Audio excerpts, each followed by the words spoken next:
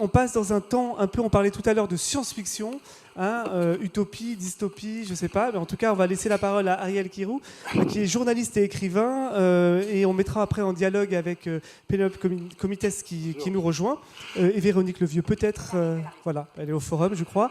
Je vais vous laisser la parole pour nous faire voyager dans l'avenir. Ok, on va mettre quelques extraits en plus, donc première slide.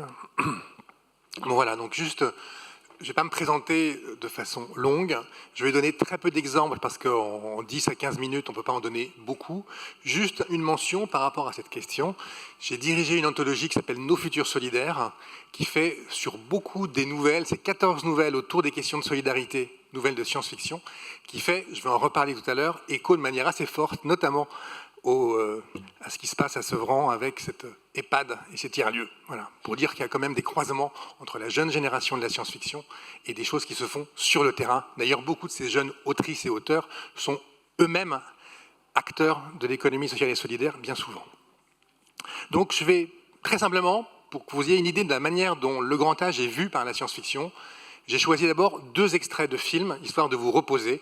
Voilà. Donc, on va passer le premier, qui est Plan 75, qui est un film japonais qui date donc de 2022, donc d'une autrice japonaise. Donc là, j'ai pas mes slides devant moi, donc j'ai un nom que je crois qu'il s'appelle Voilà. Donc en tout cas, on va voir ce premier extrait, donc cette bonne annonce de ce film. Ça, c'est le côté dystopique. On retrouve ça dans L'Âge de cristal, dans beaucoup de films, dans les classiques de la dystopie. On n'est pas loin de ça dans 1984 de George Orwell. En gros, les vieux, on les fait disparaître. Donc, premier extrait, voilà. C'est en japonais, mais il y a des sous-titres. Voilà, c'était le premier exemple. Alors, je ne ferai pas de mauvais esprit. Vous avez vu que c'est un plan qui est prévu dans ce film, qui est anticipé pour inciter en quelque sorte les plus de 75 ans à disparaître. On n'est pas loin, de manière beaucoup plus civilisée en apparence, de la fin de Soleil Vert, sauf que là, la grosse différence, c'est qu'on a affaire à des services publics qui ressemblent diablement aux nôtres. Ils sont très gentils pour nous inciter à disparaître. Alors voilà, donc c'est ça qui fait froid dans le dos, c'est que c'est la gentillesse. Vous avez vu les 2 personnages qui sont jeunes, ils sont aimables, ils sont gentils, et évidemment, quand on découvre l'autre face de la médaille, c'est un peu différent. Donc là, on est sur l'alerte. C'est l'un des classiques de la science-fiction. Et sur la question de la vieillesse, c'est sur ce registre-là que ça se développe le plus. Maintenant, on va passer sur l'autre registre, qui est que dans plein de romans, de films, de séries de science-fiction, il y a des personnages âgés.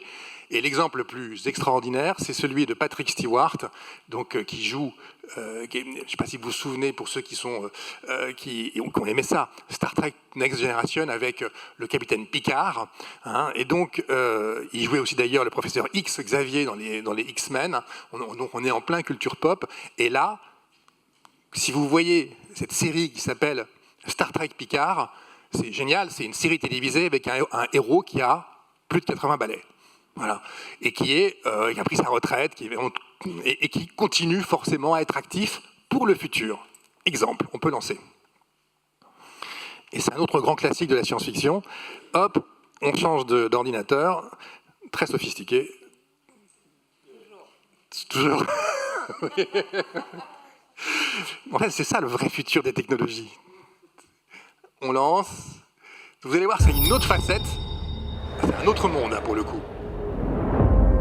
Je suis venu ici pour être à l'abri du danger.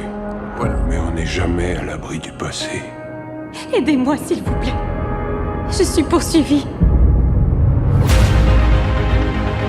Nous avons l'obligation d'enquêter. Ce nous n'existe pas, Jean-Luc. Rentrez chez vous. Je dois absolument l'aider. Vous voulez vraiment repartir dans le froid? Plus que jamais. Le passé est écrit. Mais c'est à nous que revient d'écrire les chapitres futurs.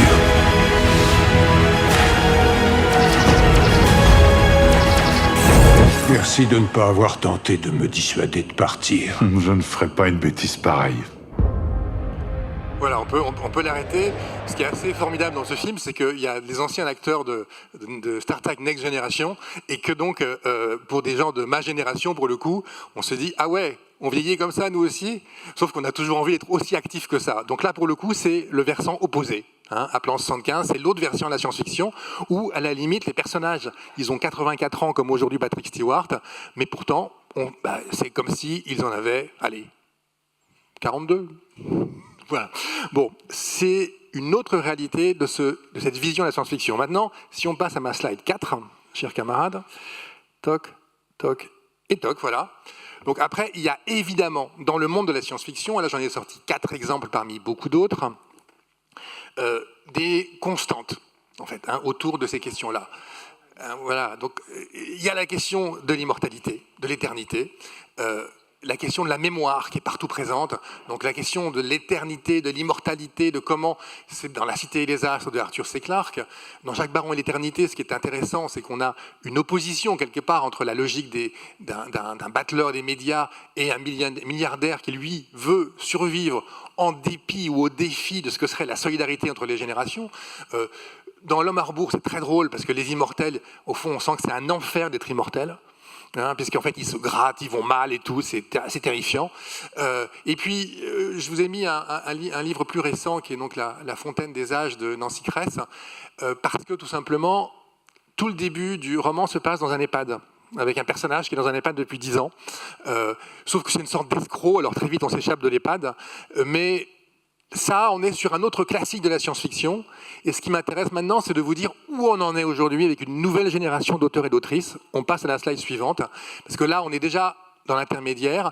Et là, je vais vous donner quelques exemples, dont surtout un exemple qui est celui de Lee Kam, qui est une autrice qui elle-même est en situation de handicap, qui est une autrice assez extraordinaire, qui a inventé un langage dans Visite, et elle a fait une nouvelle dont on retrouve la thématique dans ce roman-là, qui s'appelle donc La map d'Iris dans Nos futurs solidaires. Et dans Nos futurs solidaires, qu'est-ce qu'elle met en scène ? Elle met en scène un écobat avec Éléonore dans un fauteuil roulant, elle a 80 balais, son mari, Antonin, qui donne des cours. L'écobat, c'est quoi ? C'est le mariage d'un tiers-lieu, d'un EHPAD, d'un centre d'accueil, avec toute sa production de légumes, de fruits. C'est une sorte de... Voilà, on est très très proche, d'une certaine façon, de ce que nous a raconté Nadège Guiraud, de la 27e région, sur ce qui se passe à Sevran. Sauf que c'est un cran plus loin, quelque part. On a aussi, parmi les nouvelles donc, de Nos futurs solidaires, Les Déroutés, de Chloé Chevalier, qui est une autrice qui monte aussi beaucoup, et qui met en scène un service civique universel du futur, avec des jeunes qui se répondent, qui s'envoient des lettres, avec des actions qui se passent dans des EHPAD, des idées sur comment on peut, guillemets, adopter un vieux, faire des échanges de famille. Donc là, on est aujourd'hui, avec cette nouvelle génération de la science-fiction, des gens comme Katie Stewart, comme Lee Kam, comme Chloé Chevalier, dans des auteurs et autrices qui prennent cette question de l'âge comme un sujet non seulement sérieux, mais avec cet a priori de dire c'est le même type de question que celle liée aux personnes en situation de handicap, aux femmes. C'est des autrices très féministes, bien évidemment, et c'est très rafraîchissant d'une certaine façon. C'est pas toujours très joyeux. Et c'est plus ou moins futuriste. Dans le map d'Iris de Lee Kam, il y a aussi ou dans Visite, il y a aussi des camps. Ça se passe en 2080. C'est un moment où, d'après elle, on aurait peut-être potentiellement réussi à trouver des réponses au réchauffement climatique, mais tout ne va pas bien. Il y a des problèmes de l'ordre de l'intime. Les problèmes changent et évoluent, et on en arrive à ma dernière slide, puisque comme il faut que je sois court et que je puisse permettre la discussion juste après, la dernière slide, c'est Becky Chambers, qui est l'exemple même aux États-Unis de cette nouvelle génération de science-fiction, avec ces histoires de Moi et de robots. Je vous ai également mis l'exemple de Utopia de Camille Le Boulanger. Là, on est sur des utopies. Le monde d'un psaume pour les recyclés sauvages, c'est un monde qui aurait réussi sa transition écologique. On voit bien dans cette nouvelle génération d'auteurs et d'autrices, les questions, par exemple, liées à l'écologie et les questions liées à la solidarité vis-à-vis des générations sont intimement liées, impossible de les séparer. Hein, pour elles, pour ces personnes, pour ces autrices, c'est une évidence. Et là, on joue avec les métaphores, c'est-à-dire qu'à un moment donné, ce robot recyclé sauvage, donc il devient ami avec une moine de thé, c'est-à-dire un vrai métier qui a du sens. C'est pas d'être patron de Total, c'est de passer dans les villages, voir les gens et leur proposer du thé. Voilà un vrai métier. Voilà, ça c'est un métier, ça c'est une activité qui vous enrichit, un travail au sens propre du terme, qui n'est pas un emploi. Là-dessus, j'ai écrit un bouquin avec Bernard Stiegler. L'emploi est mort, vive le travail. Je ne ferai pas de plus de commentaires. Pour moi, il y a des emplois qui ne sont pas un travail, très clairement. Et là, on retrouve avec ces gens-là le sens de ce qu'est quelque chose, un travail qui vous enrichit. Et je crois que c'est important, parce que quelque part, une femme qui élève un enfant, c'est un travail. Un ancien qui continue à donner des cours, c'est un travail au sens noble. Ce n'est pas un emploi. Voilà. Hein, et c'est beaucoup plus important que l'emploi. Donc, on retrouve ces philosophies, on retrouve ces façons d'être chez ces auteurs et autrices comme Becky Chambers, avec ce robot recyclé sauvage, cette moine de thé. Et ce robot recyclé sauvage, il a quitté toutes les usines, ils ont quitté toutes les usines, et pour apprendre ce qu'est la vie, ils se sont dit qu'il fallait qu'il meure, qu'il ne se répare pas forcément. Et donc ça veut dire aussi avoir un autre type de rapport à la mort que celui de nos sociétés. Et c'est ce qu'on retrouve dans ce type de roman. J'ai essayé d'être rapide, j'ai évidemment fait plein d'impasses, mais je vous remercie pour votre écoute. Merci beaucoup. Merci. Enfin, c'est incroyable comment, effectivement, ça saute aux yeux qu'il nous faut ça ressource aux imaginaires aussi. Et c'est ça qui nous permet de mieux penser le présent. Mais puisque l'enjeu, c'était que Pénélope Comites et Véronique Levieux puissent réagir directement, je vais vous laisser la parole, mesdames. Je vous laisse la parole.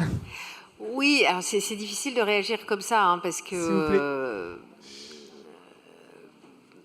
S'il vous plaît. Ce qui est assez intéressant, c'est... Alors moi j'ai lu un certain nombre de livres de science-fiction, mais il y a plus longtemps. Alors c'est vrai que Jack Barron et l'éternité, ça me parle beaucoup. Les autres moins, mais je pense que ce qui est intéressant, en fait... Dans la science-fiction et dans les écrits de science-fiction, c'est quand on les relit quelque part. C'est-à-dire quand on les a lus il y a 10 ans, 15 ans, 20 ans, et qu'on regarde ce que les auteurs ou les autrices avaient imaginé du monde, et où on se rend compte qu'effectivement, ce qui a 20 ans et qui nous faisait sourire, en fait, puisque c'était quelque chose de totalement imaginaire, et aujourd'hui assez proche de la réalité. Donc je pense que c'est ça qui est intéressant dans ces lectures de science-fiction, notamment moi, ça m'a donné envie d'en lire 2 au moins là, et de se dire effectivement, j'appellerais plus ça de la science-fiction en même temps. Quelque part, j'ai tendance à dire, avec un peu l'expérience d'avoir lu beaucoup de ces romans, quelque part c'est presque de la prospective, que c'est des gens qui connaissent vraisemblablement bien les secteurs dont ils parlent, et que ils imaginent plutôt à partir des analyses et de ce qu'ils connaissent des problématiques, ce qui peut vraiment s'envisager, même si on peut envisager le pire dans les 20 ans. C'est un petit peu comme ça, je pense que moi je le ressens aujourd'hui. Mais voilà, alors après il y a toujours de la science-fiction qui va très très loin, comme dans le premier extrait que vous nous avez montré, quoique on ne sait pas vraiment, hein, puisque voilà. Mais moi, aujourd'hui, je ne lis plus les romans de science-fiction comme je les lisais il y a 20 ou 25 ans. Je les lis en me disant que effectivement, c'est vrai, ça peut être de la prospective, et que voilà, ce qui est écrit. Je disais à Véronique que j'avais relu il n'y a pas très très longtemps Ravage de Barjavel, et j'espère que ça ne nous arrivera pas, quoi. Oui. Juste pour vous répondre en 2 secondes, ce qu'il faut bien voir, c'est que on a une image bien souvent de la science-fiction, c'est Star Wars, quoi. Vous avez bien vu avec Plan 75 qu'on n'est pas dans Star Wars du tout. Et dans la littérature de science-fiction, on est vraiment, comme le dit Kim Stanley Robinson, qui est l'un des grands auteurs de science-fiction, qui a écrit un livre qui s'appelle Le Ministère du Futur, qui est remarquable en termes de prospective, justement, en tout cas en termes de projection, et d'imaginer Hein, il y a une phrase d'un célèbre critique qui disait, Jameson, il s'appelle Frederick Jameson, qui disait « Il est plus facile d'imaginer la fin du monde que la fin du capitalisme ». Et Kim Stanley Robinson a imaginé, l'a pris à rebours. Comment on pourrait imaginer la fin d'un certain type de capitalisme en une quarantaine d'années au nom de la lutte contre le réchauffement climatique, mais ça veut dire qu'il intègre le terrorisme, il intègre les associations, il intègre tout le contexte. Et effectivement, lui, ce qu'il dit, c'est que la science-fiction est juste la littérature la plus contemporaine d'aujourd'hui. Parce qu'aujourd'hui, on voit, si on se replonge dans 20 ans, ce qui va advenir nous semblait impossible, ce qui advient nous semblait impossible. On réalise ce que fait aujourd'hui le dispositif capitaliste qu'on ne voyait pas auparavant. Ça veut donc dire que se projeter, le « et si », faire varier les hypothèses, la science-fiction, la littérature, les films le font avec l'imaginaire, c'est-à-dire avec l'émotion, avec le sensible. C'est juste complémentaire d'un travail d'enquête, du travail de la raison, de la prospective. Et on en a tout autant besoin de passer par les émotions, de passer par le sensible, que de passer par la raison et des hypothèses, on va dire, validées, parce que tout simplement, le possible d'aujourd'hui, c'était l'impossible d'hier. Et ça va aller de plus en plus dans cette direction-là, croyez-moi. Merci. Est-ce que Véronique Levieux voulait réagir ou est-ce qu'on prend une question dans la salle? Alors, si vous voulez éclairer votre discours, c'est avec ça, mais si vous voulez qu'on vous entende. Non, alors réagir, non, j'en serais vraiment bien incapable et... J'ai lu Ravage, mais il y a trop longtemps. Je ne saurais pas poursuivre la discussion avec toi, Pénélope. Non, je ne sais pas pourquoi, mais j'ai pensé à Blade Runner, là, tout d'un coup. Qui est, un de mes... Vous ne m'entendez pas? J'ai pensé à Blade Runner, tout d'un coup, comme à la fois le roman de Philippe K. Dick et le film... de Ridley Scott, fatigué. Le film de Ridley Scott et le deuxième de Denis Villeneuve. Voilà, mais je pensais plutôt au premier. 1982. Avec les réplicants qui aspiraient à vivre plus longtemps. Oui, tout à fait. Et le rapport à la mémoire qui est très important. Voilà, et aux relations humaines, puisqu'ils aspiraient aussi à pouvoir poursuivre leurs sentiments et les liens sociaux qu'ils avaient avec eux. Donc ça nous renvoie à des fondamentaux sur lesquels... on travaille. On est d'accord. Aujourd'hui, ça renvoie aussi à l'état de notre planète qu'on aimerait maintenir dans de bonnes conditions et que tout le monde puisse y vivre, y compris ceux qui ont des problèmes de santé, puisque seuls ceux qui n'avaient pas d'argent ou qui étaient dans des situations de santé difficiles restaient sur Terre et les autres étaient censés chercher une vie meilleure ailleurs. Donc j'ai juste cette image-là qui me revient. Non, mais c'est une image juste. C'est une référence que j'aime beaucoup. Et après, je me dis que des fois, sur le monde, là, il y a des situations de science-fiction pour de vrai.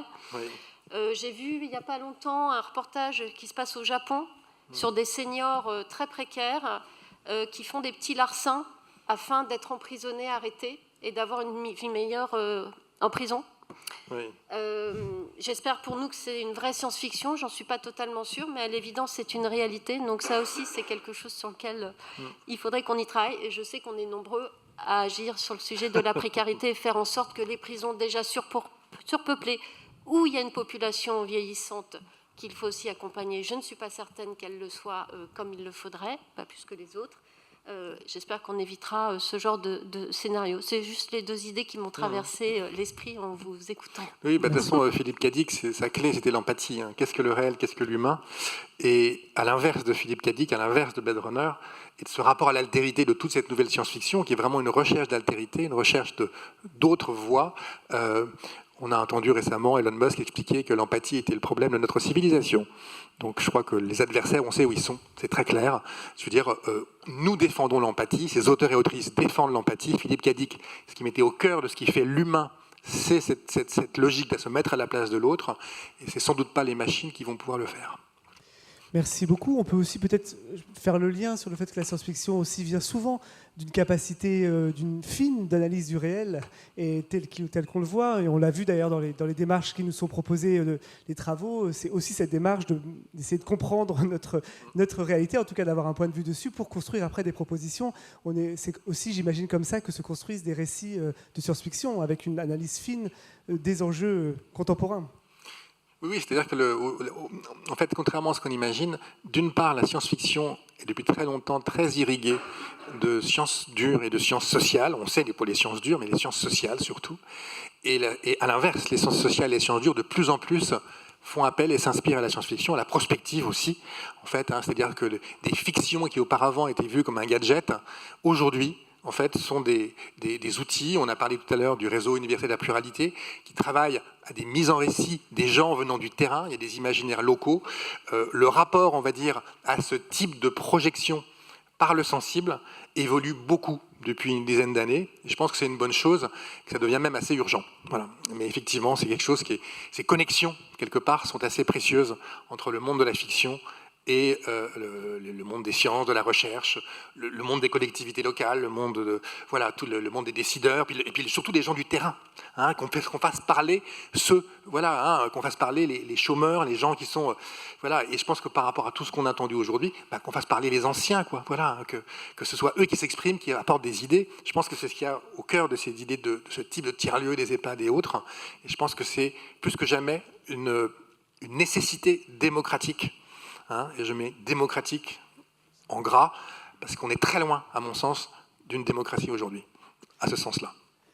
Un grand merci, merci beaucoup. On peut peut-être applaudir, il faut qu'on avance. Je vois le temps. Merci pour votre intervention et votre éclairage. Merci pour vos remarques.